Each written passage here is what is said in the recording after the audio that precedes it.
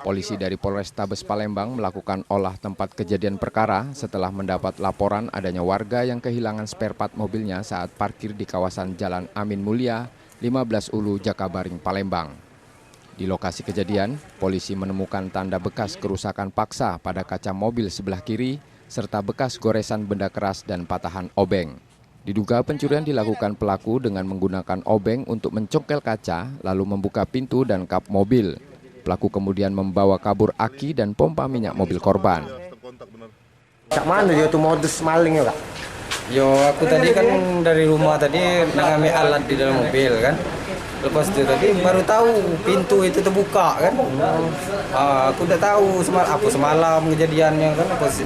Pagi ini kan udah tahu juga kan. Pintu sopir atau pintu penumpang sebelah kiri? Pintu sebelah kiri bagian belakang kacau dia itu dicabut kayaknya.